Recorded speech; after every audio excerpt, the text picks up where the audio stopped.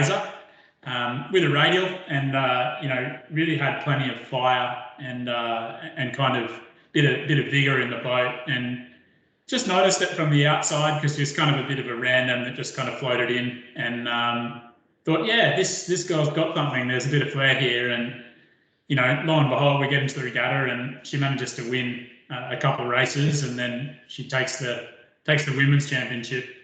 Although a pretty close race with Bree Whitehead in a couple of races, I think, Mara, for that one. But so it was a really good experience just kind of seeing Mara for the first time. Yep. Actually, and then really after that, Mara pretty quickly qualified for the Queensland Academy of Sport program, which is the next kind of logical progression stage in the pathway. And you know, from there, just, you know, really improved a lot. Started doing international regattas. Managed to win a couple of national championships, and qualified for the Australian sailing team in 2019 at the Europeans, which was a really big moment for Mara. And then not too long after that, qualified for the Olympics. And to keep it short, I'd say that coaching Mara for me, and being one of her coaches in her journey, has probably been a defining part of my life too. And it's something that I've really enjoyed and been proud of being part of. And I'll pass you over to her before I get a little bit emotional about it. But we're lucky to have crossed paths, and I'm really happy to pass her on to you guys now. So here's Mara, and she'll be speaking through some images that she sent through, and will be in a PowerPoint. Up to you, Mara. Thanks for the intro, Ash. Yeah, I think you've covered all that pretty well, and definitely working with you's been a huge part of my sailing career. And yeah, I certainly wouldn't be here without that. But yeah, I guess from the slide here, you can sort of see that my sailing pathway hasn't necessarily been as conventional as a lot of other people. As a lot of you probably have already heard, at some stage I grew up sailing around the world on an Adams 13 with my parents, pictured in the top left on this screen here. Yeah, so when I was born, my parents were sailing around the world, and I joined in from 4 months old, and that's sort of how it all began for me. And then we did move back to a land base on Russell Island when I was about 4, and then from 6 until 10 years old, we had a backyard boat building project going on with a boat that my dad had designed and decided to build at home on Russell Island. And then over the next sort of 5 or so years, we then went on to race and cruise on that boat quite extensively in Australia and up in Asia with, yeah, a pretty high success rate. So yeah, I sort of came into dinghy sailing in a very unconventional way. I guess from the wrong way around, really. So, sorry, yeah, cool. Yeah, I think my sailing pathway has involved a lot of different kinds of boats before I really got to dinghies. So yeah, the way it all began for me was largely driven by my parents. Obviously, my dad had designed, built, obviously did all the wiring, all the plumbing, all that sort of part of creating a home. And I guess both my parents have always valued self-reliance and self-sufficiency pretty highly. So from the way I came into sailing, I could sort of service a winch or troubleshoot a diesel engine well before I could rig a laser. And I think, yeah, it really is just a different path up a mountain, as Ash has said a lot in the time that we worked together. So yeah, I guess began racing on big multi-hulls from when I was about 10 years old. Beginning in Australia, we did quite a lot of local racing around Brisbane, and then moved up further north with the racing season. and then sailed up to Asia doing the Darwin to Ambon yacht race in 2011. And from then on, went on to contest 3 seasons of the Asian regatta circuit between Thailand and Malaysia mostly. And then we came back to Australia for the 50th Brisbane to Gladstone yacht race in 2013, as well as the multi-hull nationals up at Airlie Beach, which we went on to win. And yeah, that sort of began our racing career as such back in Australia. And that went on for a number of years. And like I really enjoyed the racing aspect, and it came quite naturally because it was just something that we did as a family, and I didn't really have a choice to be honest. So it was a really good thing that I did enjoy it. And yeah, that picture there is from the Langkawi International Regatta in 2013, which I think, yeah, we also won, I think, yeah, with a picket fence. So I definitely enjoyed, like, actually it was kind of easy for me because I did quite a lot on the boat, but I was completely behind the scenes in terms of the decision making and the actual running of a campaign. So I just got to go along and experience the success without really having to do too much of the dirty work. So yeah, that was pretty cool. You don't get that in dinghies really. So I was quite lucky there. After a while though, I obviously had raced with my parents for a while, and got to the point where I sort of decided that I wanted to start making my own decisions. And so again, going along with the theme of resourcefulness and making things work, that picture there is our old tender that my dad and I sort of designed and built on a beach up in Malaysia, and it's rigged with an old windsurfing mast and an ancient Flying 11 sail with some bits of polypipe here and there to make it all fit. Obviously, it didn't have hiking straps, so yeah, it did work to a degree, but it was, yeah, it's a bit of a test of patience as well, because I spent more time trying to fix it up and keep it on the water than I did really actually sailing. But I loved it and spent a really long time sort of bouncing around in that.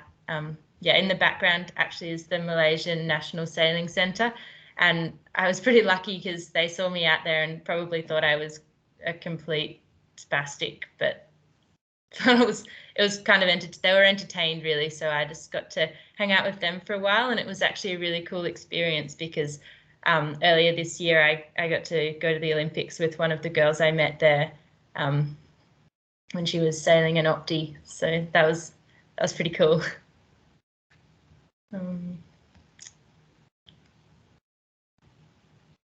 Yeah, I guess this is just another example of the different approach that I came into sailing dinghies with. It is a clip from when I decided to sail from Southport to Tangalooma around the outside of Stradbroke and Moreton.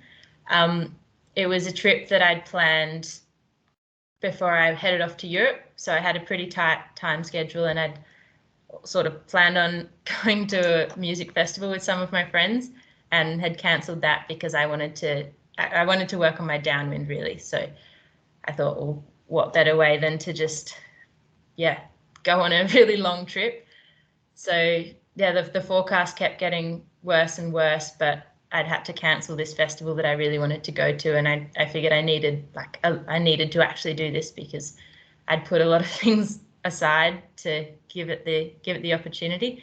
So yeah, I headed out, and it just got windier and windier and windier, and it was 8 hours of that kind of sailing, and it got to the point where it wasn't if I'd capsize, it was just about when the next one would be, and it was kind of not a bad thing because I got to have a drink every time I capsized because it was too windy to even stay upright and try and open a drink bottle without being upside down. So yeah, it was quite an adventure. It took me almost 12 hours, and it was like 146 kilometers. So it was a bit of an epic, and it didn't really achieve much in the way of improving my downwinds because I was just holding on for dear life. But yeah, it was also a test of mental toughness and resilience, and I think that definitely got me a long way. And I've looked back on it quite often when it gets a bit gnarly during events and sort of think, well, you know, if I survive that mad adventure, I'm going to be fine today, because there I had no option of stopping or getting rescued or anything like that. So it was just down to me and the skills that I had at the time, which yeah, weren't really that extensive, but did get me around the islands. So yeah. Yeah, and I think I like this picture because it's of the QAS laser team in Devonport at the Nationals in 2019-20. And at that time, like I was having a bit of a difficult patch in laser sailing. I'd not had a very good season in 2018 overseas, and I'd not re-qualified for any national program squads. But yeah, coming home to this group of people was just like, I think, what kept me in sailing, because it's just such a welcoming and supportive group that I genuinely couldn't wait to go training every day with them. And yeah, having the camaraderie and the group of like-minded people around was what sort of got me back in the boat and fired up my drive to improve again and to get to a level where I could continue to do what I wanted to do. And yeah, I was super lucky to have such a supportive group around me. And I think this year was Queensland's best performance at a nationals in quite a long time. And yeah, I was really, really proud to be a part of that and share it with these guys.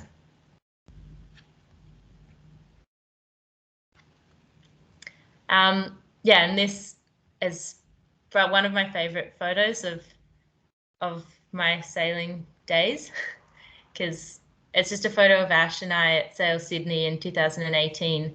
And yeah, Ash and I worked together pretty much from the very beginning of my laser career in 2015 up until September 2020.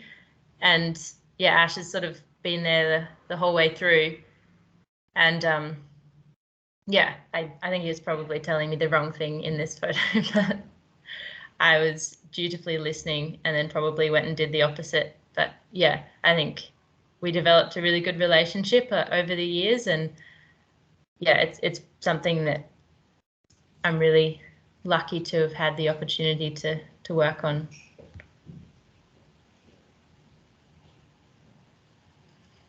This is a picture from Sail Melbourne in 2020, which was one of the last times that I'd raced an international fleet.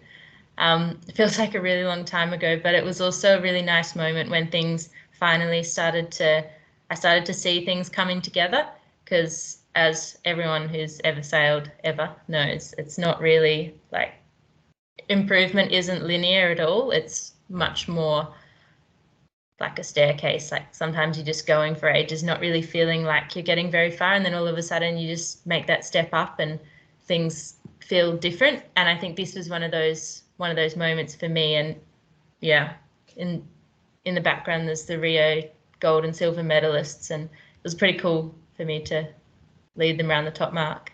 I'm pretty sure they passed me after that, but got the picture.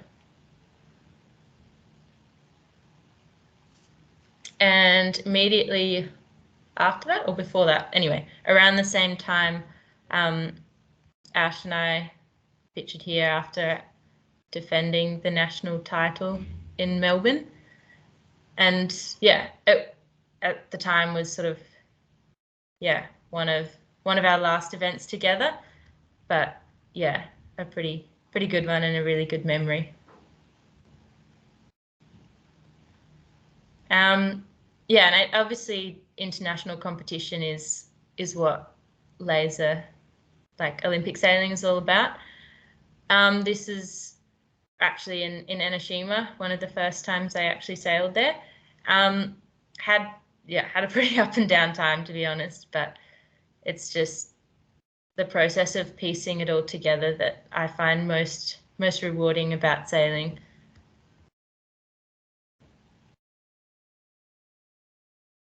And then skipping forward a little bit to 2020, 2021, the Laser Radial squad of Casey, Elise, Zoe, and the national coach Tristan and I think I'm really happy with the way we all stuck together through COVID. And obviously it wasn't easy with the border closures and everyone pretty much being from a different state and having different rules. But I think as a squad we did really well to stick together and commit to just being in the same place at the same time, and yeah, just utilizing each other's strengths and trying to improve on the weaknesses together as a squad. And yeah, I think sticking together through COVID was one of the best things we could have done. And this is from one of our last camps up in Cairns, and I think yeah, it describes the group pretty well.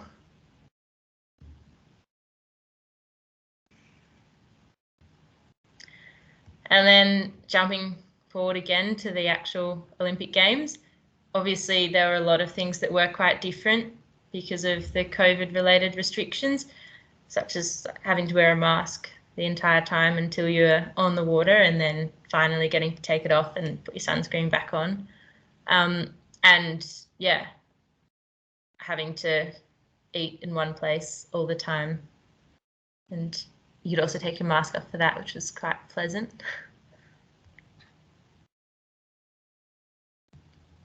And this is a photo from one of the training races, and it was sort of the first time that I'd seen more than one international in a year and a half. So there was a lot of unknown going into this block, and it was quite encouraging that I was actually performing pretty well back on the international scene. So yeah, it was a huge confidence boost going into the games. And of course, the conditions changed as soon as we got underway, but it was nice to come back and have that as the first experience.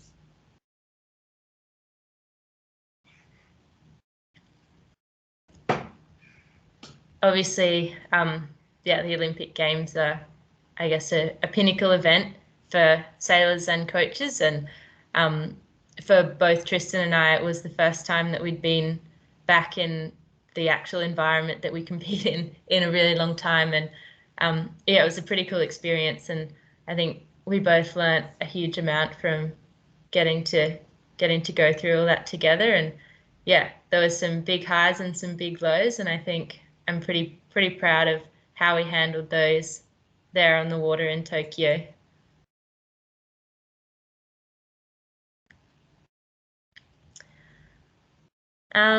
Yeah, obviously the event was super up and down, and it's one of those things that I know I often say at big regattas. Usually it takes me a couple to sort of iron out all the silly mistakes.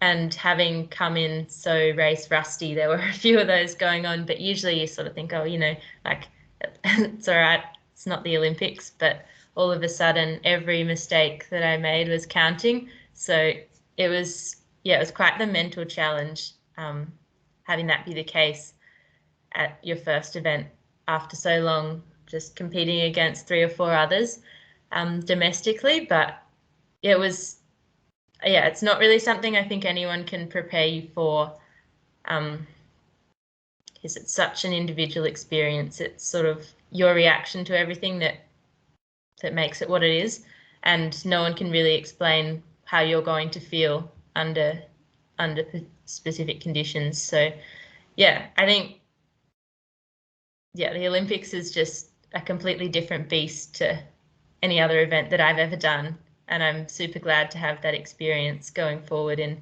my sailing campaign.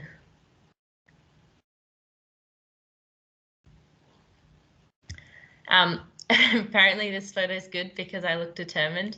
I think I look like a pug, but I think it's safe to say I was pretty determined at the time, because this race I actually I got a penalty in the last 10 seconds pre-start. So it was quite windy, and I began my race doing a 7:20. So I ended up starting 45 seconds late, which obviously isn't ideal.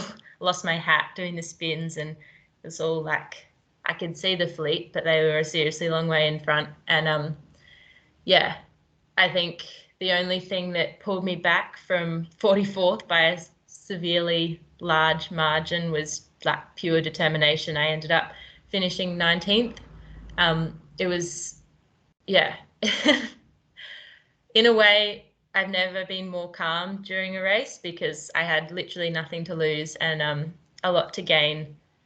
I already had a race that I was seriously hoping was going to be my drop, and I felt like all the years of sailing that I'd done prior to this sort of in my mind would be validated if I could actually pull back from where I was. So I definitely was determined, and I'm glad that that's what it looks like to some people, because I originally, when I saw the photo, it was like, oh my God, I hope no one ever sees this. But yeah, definitely was determined then. And I think that was one of my saving graces at the games, because I did some really stupid things, especially in the starting department, but definitely did have the determination to pull a lot of those errors back and keep my scorecard somewhat consistent. It obviously wasn't what I wanted, but it wasn't as disastrous as I could have let it become with some of my antics, especially around the starts. Yeah, and then just to continue on the dog theme, this is a photo from last Saturday, the day that I left for Europe this time round, and us meeting Ash's new dog. And I guess it's just a nice way to wind up this slideshow, because it's like I haven't officially worked with Ash in a coach sailor capacity for a year or so, but we definitely still interact quite often. And yeah, just the people who help you along your sailing pathway never really leave. They just help you in different ways. So whether that's bringing their new pets over for you to play with, or yelling at you from a coach boat, like it's all still there. And I think that's really cool. A really cool thing about the sport. So yeah, I'll pass it back to Ash on that note. Thanks, Fran. Might kick into a couple of questions. I've just got a couple of questions that have just popped up. And I've got a couple of questions that were coming in from before. So I might start with one from Michael Blackburn in Sydney. Michael Blackburn, who do you look up to in sailing, and why? I think it's a pretty interesting topic, because when I first started sailing, it wasn't at all in a dinghy sailing field. So the people that I looked up to at the time were people like Michelle Desjoyeaux and Ellen MacArthur, who were sort of the giants of the solo sailing scene at the time. And what I just found super cool about them was that obviously their form of sailing is super different to what I'm involved in now, but just the thorough self-reliance and resourcefulness, and the ability to stick to one single pursuit that's obviously pretty grueling for months at the time, I found super inspiring. As well as I also really enjoyed Ellen MacArthur's transition to promoting the concept of a circular economy based on her experiences as a solo sailor, that really emphasized how finite the resources, any sort of resources, really are. And I think it just goes to show how broad a field sailing acquired knowledge and skills can really translate to. And I find that pretty cool, because it's one of the most awesome parts of our sport. I guess as far as dinghy sailing goes, my first proper hero probably was Tom Slingsby. Just his domination of the sport was pretty amazing. And yeah, I think that's probably one of the people that I was sort of looking up to when I first got into lasers. And now obviously I'm surrounded by a lot of pretty amazing sailors. So even this week I'll be coached by Matt Wern, who obviously recently won a gold medal in a pretty impressive way in Tokyo. But yeah, I think on that question, there's things in pretty much everyone you'll ever sail with that you can look up to. I'd say most people in the radial fleet at the moment have certain skills and qualities that I aspire to pick up on a little bit. All my training partners, definitely. Yeah, pretty much everyone I've ever sailed with, I've learnt something from, and another reason to do as much sailing in as many different classes as you can, just to build that base.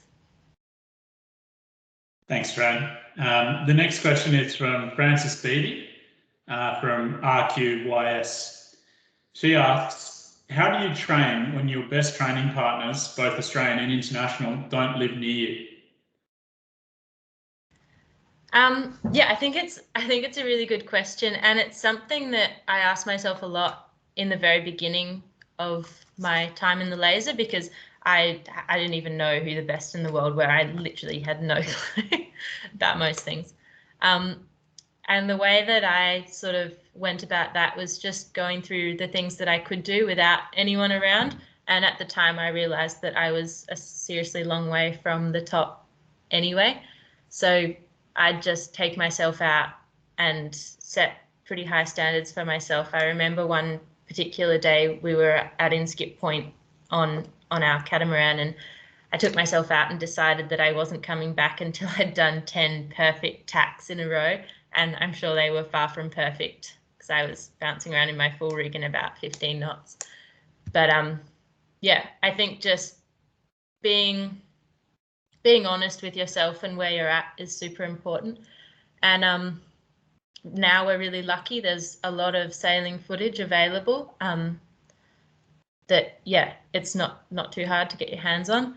And yeah, I think everybody's style is different, but if you can sort of see how the rig and the hull move through the water and how that's good, you can then spend a really long time by yourself trying to emulate that in your own way.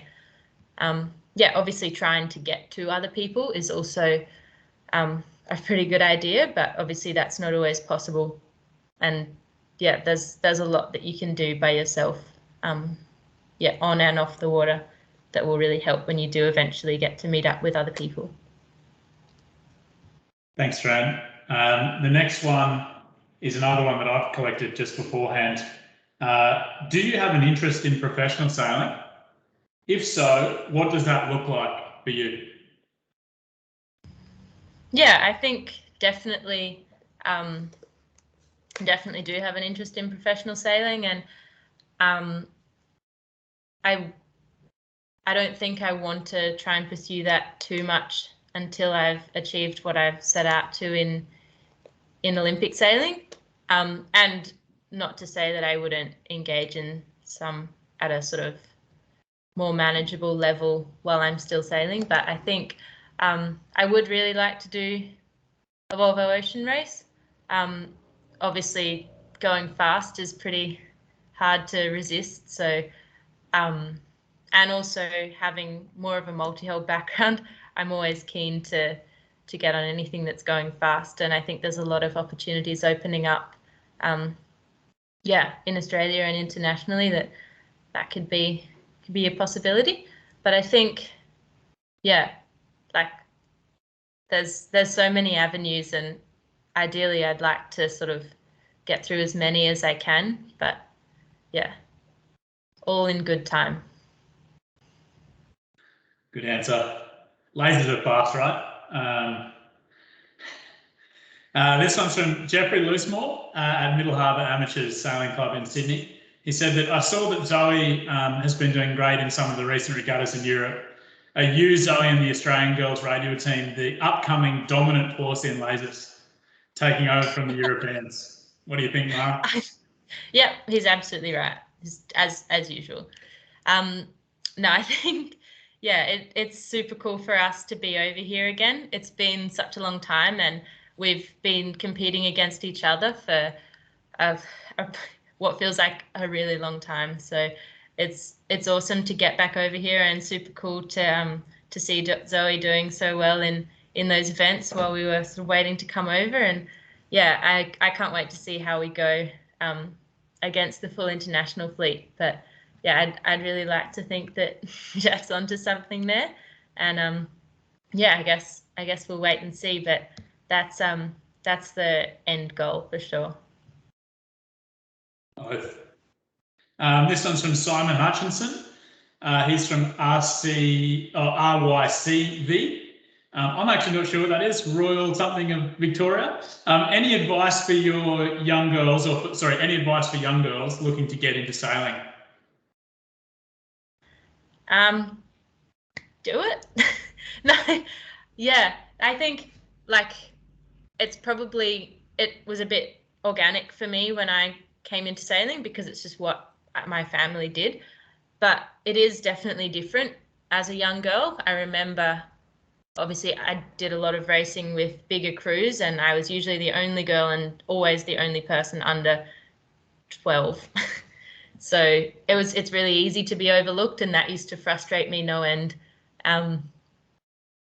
But at the same time, also really gave me a lot of determination to sort of prove my worth.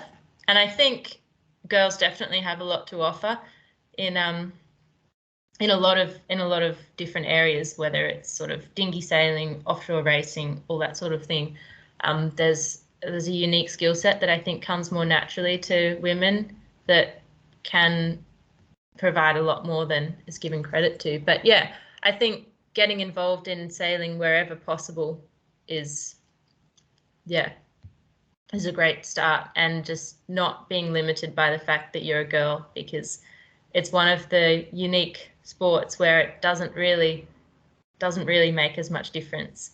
And I think that's super cool, especially like, yeah, at a youth level when you're all competing in radials. I think it's awesome that we get to race the boys, and some of my best training partners were boys, and that, yeah, they learn a lot from you and you learn a lot from them. So I think getting to race against each other is really cool. And then if you're sailing bigger boats, getting to race or cruise or sail or whatever with each other is also really cool. The next one's from Ali Braden. They ask, how did you stay determined in that race that you started 45 seconds late for? I really didn't want to finish 45 seconds after everyone. Yeah, I think like the one cool thing, well, yeah, the Olympics only comes around every 4 years, and being selected is a pretty big deal, especially in Australia, because it's not that easy. Australia obviously has a really proud heritage, and like to find yourself on an Australian Olympic team for sailing is a bit of a big deal, and it's not like, you know, finishing last isn't really an option. So I think I obviously had, I didn't really see it as a choice of finishing where I was. I knew that I was fast in those conditions, and obviously the further back in the fleet you are, the more exaggerated any speed advantage is, if it's there. So I knew that I would be able to catch some people, and in my mind it was just a game of how many and trying to make that number as big as I could. So yeah, when you have nothing to lose, I think it's quite easy to look forward. And yeah, sometimes, yeah, as soon as you start looking backward, it's no good. The next one is from Mika, and Mika's from SYC. And they ask, have you ever crashed or capsized during an important race? And I will frame this, Mika. She's capsized many times by missing the hiking strap. So she can speak to it herself, though. Yeah, I certainly have. I seem to save it for the more important times. At the 2020 Worlds, which was our final like Olympic selection event, I capsized 3 times in one day, twice in one race. And yeah, that day I think I ended up with a 2/5 and a 14th. So it wasn't the end of my day, but it wasn't ideal. I also lost Sail Sydney one year. I went from first to third because I capsized. I missed my hiking strap and capsized. Yeah, I ended up not coming second at the under-21 Worlds because I capsized in the last race. Ended up coming 5th, which is seriously disappointing. Yeah, I yeah, had some pretty good crashes as well. Also crashed, had a solid doozy. Day 2 of the under-21 Worlds in 2018. I'd won the first 2 races on day 1. Day 2, I had a huge T-bone with a French girl and ended up like 40th around the top mark. Yeah, definitely, definitely have. Good answer.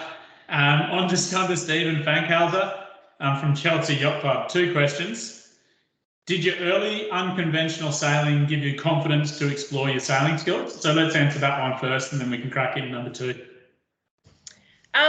Yeah, I think definitely it did, and having I guess a different perspective on sailing it just kept things really interesting for me, because the things that were focused on, I found by a lot of the sort of youth programs, were things that I'd never really come across before. And some of the things that weren't focused on, that I already had a background in, I think helped to accelerate my learning in those other areas. Yeah, it definitely left me with I never really fit into the boxes. So I never felt limited by the imagination of whoever had made the boxes, which I think, was one thing that helped me rise up through the ranks, I guess. Good answer. On to question 2. One of the photos showed you without gloves. Perhaps you can tell this man what you call gloves before you frame the next bit around. Can you please explain the reason why you don't wear gloves? Yeah, I used to get super fired up about this and call them bitch mittens used to bag my training partners out for wearing them. But I find I'm pretty uncoordinated in general, and wearing gloves just really amplifies that, and try and avoid that as much as possible. And I think it's actually more of a rarity that there is a photo in there of me wearing gloves. And I think mostly that was at the games, and the water in Japan is really warm, and in that climate I feel your skin ends up quite soft and has a bit more of a tendency to fall off. But yeah, I prefer not to wear gloves wherever possible. They also wear out super quick, and you just end up throwing away heaps of material, heaps of plastic, and I prefer not to do that if I can avoid it. So yeah. Thanks. On to Ash Deacon, and he's from Double Bay Sailing Club. What was your main on-water focus in the races you did so well in Enoshima? Boat speed, picking the shifts, tactics, or question marks? And well done to you in Tokyo. Thank you. I think going into Tokyo with so many unknowns, I really didn't know how I was going to stack up speed-wise, and I didn't know a lot of things. But happily, the pre-training that we did do was all in the the onshore light to moderate condition that we had on the final day. So I think that day I actually did know where I stood speed-wise, and I knew that I was quite fast. So at that point also, again, in my mind, I had nothing to lose, because I'd fallen short of my goal through various disasters. So I was just thinking at the time of finishing as strong as I could, knowing that I had the speed to be able to do that. So I just, I guess was just focusing on being bold and, trying to take advantage of what I knew I was good at. And really, I didn't know how it was going to go, but just trying to get a feel for it and see what I could do without anything to lose. I'll add in another question that I've received. Hi, Mara.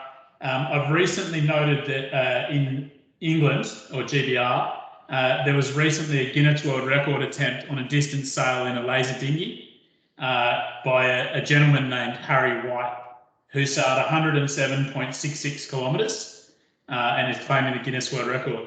Can you confirm your distance sailed from Gold Coast Seaway to Tangalooma, and why are you not getting a world record? Yeah, I actually did get sent this the other day, and definitely kudos to him. Sounds like he went the whole hog and had people out there to witness it for him and all that kind of thing. I guess, yeah, my trip from Southport to Tangalooma was 11 hours and 44 minutes. And I think, I don't have the exact number, but it was 146 point something kilometres.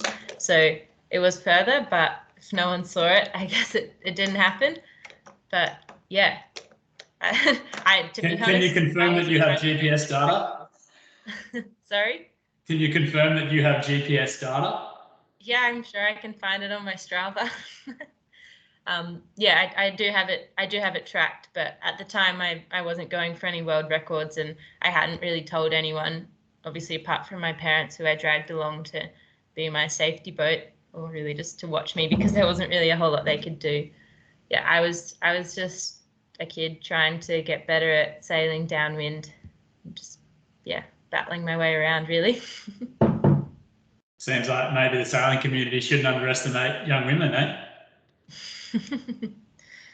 Always a bad idea. Yep. On to the next one from Steve at Cleveland Yacht Club. Well done on winning your first international race and your final race at the Olympics. Your downwind sailing in particular seemed to improve a lot over the Olympic campaign. How did you manage to learn about downwind sailing during the campaign itself? Sail from Southport to Tangalooma.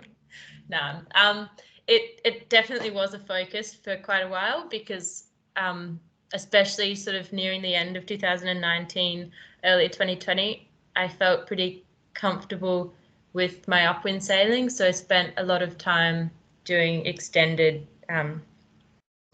blocks of downwind training. I don't know whether, to be perfectly honest, I feel like the areas that I wasn't focusing on probably improved more than the ones that I was, because I had a tendency to hyperfixate on the things I wasn't doing very well. But yeah, I think having a good image in your mind of what it is that you want to achieve is super important. And yeah, just leaving it to sort of marinate in the back of your mind. And then when you come back to it, I often find that it's come a long way. Just if you're going about your sailing in general, come back to the thing that's been bothering you, it's often much improved without necessarily nailing down into it too hard. But yeah, thank you as well. This one's from Greg Camp and Jan Camp from Royal Queensland Yacht Squadron. Where and what regattas will you be competing at in the following months? I'm competing at the ILCA 6 European Championships in Varna, Portugal, in about 4 or 5 days' time. After that, I'm just training in Europe with some European training partners until the Worlds in Oman in late November, early December. So yeah, it's quite a big trip for just 2 events, but at the moment with COVID times, it seems the most efficient way of going about getting better quickly. And share with the crowd where you get to go in between the events. Once the Euros are over, we're heading to Lake Garda for a week or so as a bit of a fitness block. And then after that, heading to Spain to train, hopefully. Obviously, plans can and probably will change quite a lot with various restrictions and whatnot, but that's the plan at this stage, and yeah, pretty excited to get on with that. Cool. This one's from Graham Jennings, and Graham's from Middle Harbour Amateur Sailing Club as well. What's been the biggest challenge sailing a laser dinghy at the high standard that you are now sailing?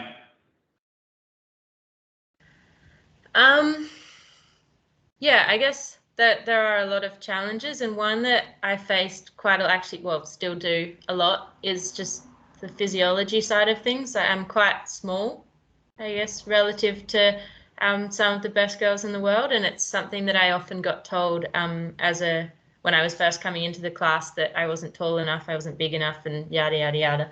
But I think it's only as much of an issue as you give it time to be. So in my mind, I mean, obviously it wasn't ideal, but I couldn't just grow as much as I wanted to. So yeah, I think there's always a way to work around whatever the issue is, to a reasonable extent. So I think in a way, almost having those things that you're told weren't right was a pretty good way of building resilience and determination to try and do your best with those limitations, I guess.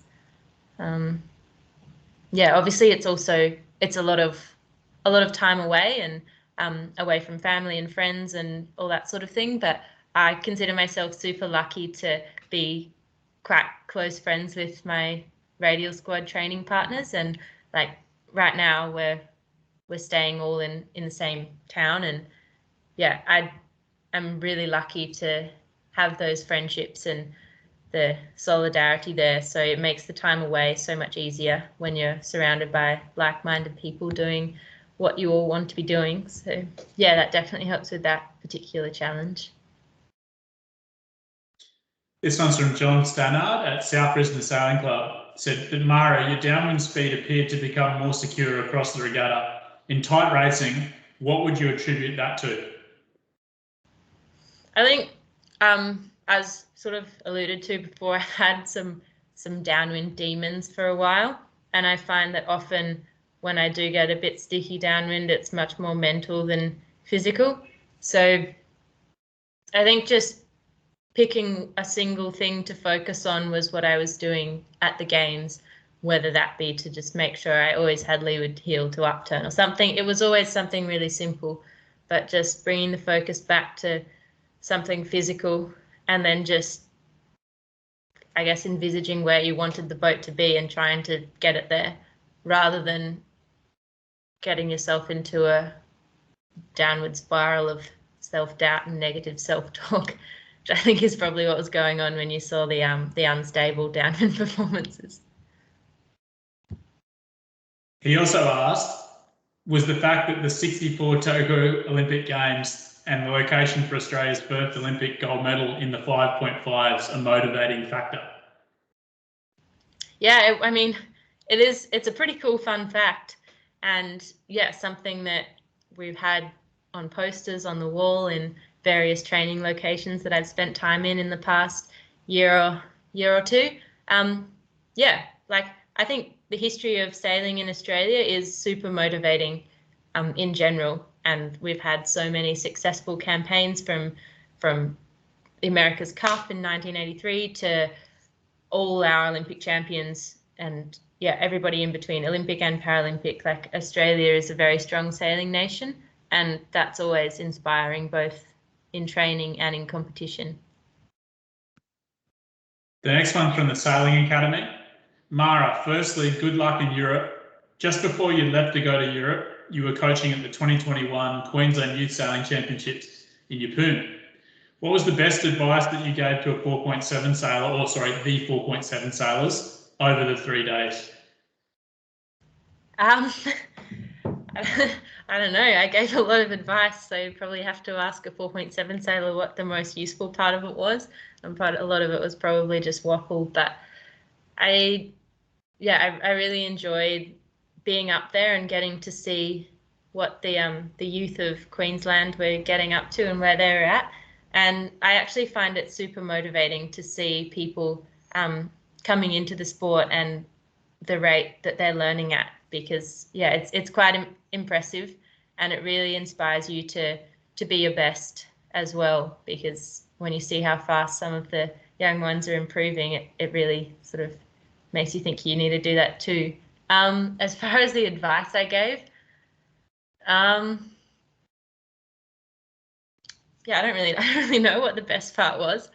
I think, people seem to latch on to different things, and I think, I wanted to try and get as much out there as possible. So, everyone has something that resonates with them, and some people probably took more from the mindset side of things that I was going on about. Others maybe felt how much easier it was if their boat was depowered properly. So I really don't know what the most, I don't know, any 4.7 sailors here can help me out.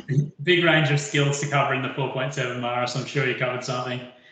We'll try and get through one more or two more questions and then just a statement as well. So this one's from Ben B. What do you do to try and calm or control your nerves during a major regatta? I actually working with Ash Brunning and the QAS assistant coach Danny Fuller in 2019. I was having a strantrum one day, and the pair of them were trying to introduce the concept of square breathing to me, which is basically just breathing in for 5 seconds, holding for 5 seconds, breathing out for 5 seconds, holding for 5 seconds, and so on. And at the time, I don't think I really wanted to hear any of it, but I then went to Europe a couple of weeks later, and when no one was there to say I told you so, I did give that a go. And at the first event I used it at was the Genoa World Cup, where we didn't have a coach. So I think the self-coaching part really came into its own, and I thought I might as well give it a go, and had some pretty good success there with that. So that's something that I always come back to, and I find that anything breathing related is quite successful in getting me to sort of come back to the process and what's important at the time. But I don't think I was supposed to tell Ash that. Now he's going to be all smug. Good for something. This one's from Simon. It's more of a statement. He says, thank you so much for doing this event, Mara. I completely agree. You've just got to get into it. You're an inspiration for my young 9-year-old daughter as she goes into a TACA sailing program later this year, and then Greenfleet in 2022. She loved sailing, and one of her favourite drills is capsize training. Sounds like she'll need it if she gets into racing. So nice warm finish. And then the other one was from the Thwaite family, Arnie Thwaite, and she said thank you for passing on I'm assuming your Olympic socks. I hope they weren't too stinky, Mara, for the Quioto, which is the Queensland Optimist State Championships in Keppel Bay recently. So thank you, Arnie Thwaite and family. The final question to close out with 3 minutes to go is, 1 second, I'll just open it up. What was a memorable part of your journey to the Olympics and at the Olympics itself? And then we'll close out. I think getting to reflect was one of the only things that actually made quarantine not awful. And one of the most memorable parts, I think, is just getting to do what I'm doing with, as I said before, like-minded people. I remember after the first day of international competition ever, one of my teammates, Zoe Thompson, and I were sitting in the change room in Medemblik, and we were just like, oh man, this is seriously hard. Like this is so hard. The people who are good at this are just so much better than we are. And it was a bit of a reality slap for us.